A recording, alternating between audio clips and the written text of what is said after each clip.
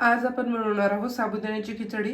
साबुदाण्याची खिचडी बनवण्यासाठी मी काय करते, 2 वाट्या साबुदाणे हे स्वच्छ आधी धुवून घ्यायचे. स्वच्छ धुवून घेऊयात आपण.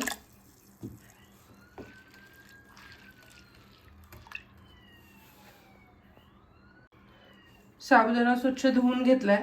आता आपल्याला हा साबुदाणा कमीत कमी 7 ते 8 तास भिजत ठेवायचा आहे. तर भिजत ठेवताना आपल्याला काय करायचं आहे, फक्त थोडंसंच पाणी, एवढं एक अर्धी आपली जी हे जे आहे ना पेर, त्याचं अर्ध पेर एवढंच आपल्याला पाणी ठेवायचं. हे बघा, एवढं ठेवायचं. झाकण ठेवून आपल्याला हे साबुदाणा एक 8 ते 9 तास भिजत ठेवायचं.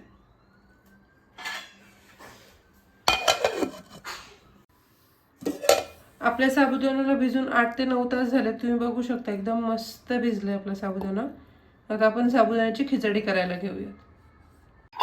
आता आपण ह्यामध्ये टाकणार आहोत तूप. मी 2 चमचे तूप टाकते. खिचडी तुपात केली तर जास्त छान लागते, तर शक्यतो तूपच वापरा. तूप एकदम व्यवस्थित मेल्ट होऊन द्यायचंय. आपलं तूप तापलंय चांगलं. तर आता आपण ह्यामध्ये 1 चमचा जिरं टाकणार आहोत. जिरं चांगलं तडतडू द्यायचं आपल्याला. मी एक बटाटा अशा पद्धतीने, आपण जसं बटाट्याच्या काचऱ्या करतो त्या पद्धतीने मी कट करून घेतलाय. तो बटाटा आपण ह्यामध्ये टाकणार आहोत.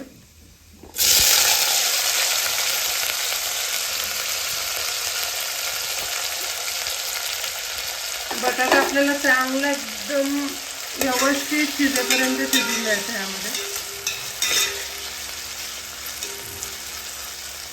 गॅस बारीक ठेवायचा आहे. 3 ते 4 मिनिटं लागतील आपला हा बटाटा शिजायला. तुम्ही ह्यामध्ये जर तुम्हाला असा कच्चा बटाटा नको असेल तर मी एक बटाटा उकडून सुद्धा टाकू शकता.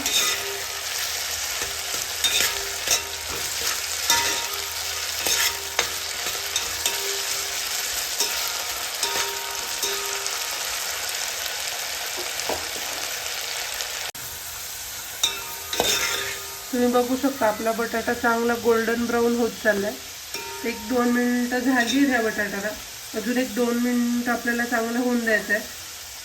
तुम्हाला जर तूप आवडत नसेल आणि साबुदाण्याची खिचडी ही तुम्हाला उपवासासाठी जर करायची असेल तर तुम्ही तुपाऐवजी शेंगदाण्याचं तेल वापरू शकता.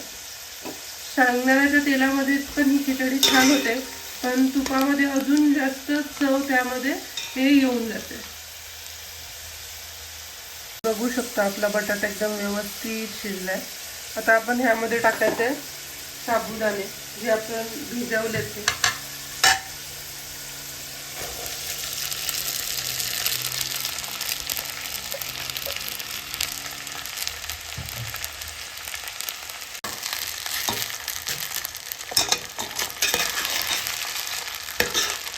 असं व्यवस्थित मिक्स करून घ्यायचं.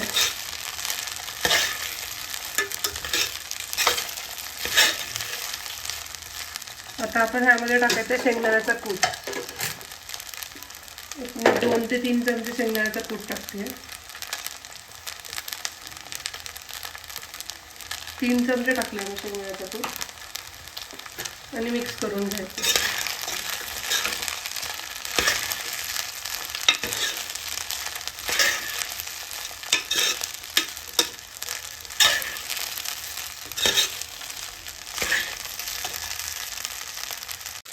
आता आपल्याला ह्यामध्ये चवीनुसार मीठ टाकायचं आहे. मी 1 चमचा मीठ टाकते. परत आपल्याला ह्यामध्ये तिखटपणा येण्यासाठी आपल्याला लाल तिखट टाकायचं आहे. मी 1 चमचा लाल तिखट टाकते. आणि आपल्याला थोडी आंबट गोड ही खिचडी हवी म्हणून ह्यामध्ये 1 अर्धा चमचा साखर टाकायची आहे.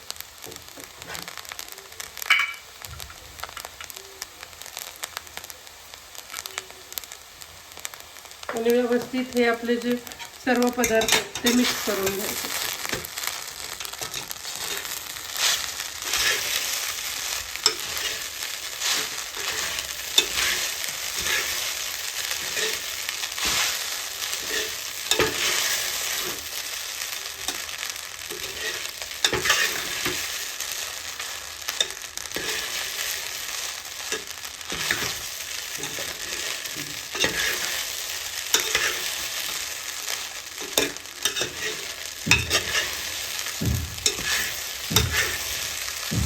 असे व्यवस्थित सर्व मसाले मीठ आपल्याला एकदम व्यवस्थित एकजीव करून घ्यायचं आणि 5 मिनिटं आपल्याला ही खिचडी अशी शिजून द्यायची. 3 मिनिटं झाली आहेत. आपल्याला ही खिचडी हलवायची अशी मध्ये मध्ये, नाहीतर खाली लागण्याचे चान्सेस असतात. तर आपण काय करायचं, आपण ह्यामध्ये एक अर्धा लिंबू पिळायचा आहे. लिंबामुळे काय होतं, एक छान आंबटपणा येतो आणि आंबट गोड तिखट हा फ्लेवर खूप छान लागतो. बघा आता तुम्हाला कसं कळेल की आपली खिचडी रेडी झाली आहे, तर तुम्ही बघू शकता हा साबुदाणा जो आहे तो एकदम ट्रान्सपरंट झालाय. अशा प्रकारे आता मी काय गॅस बंद करते आणि अशा पद्धतीने आपली खिचडी खाण्यासाठी तयार आहे.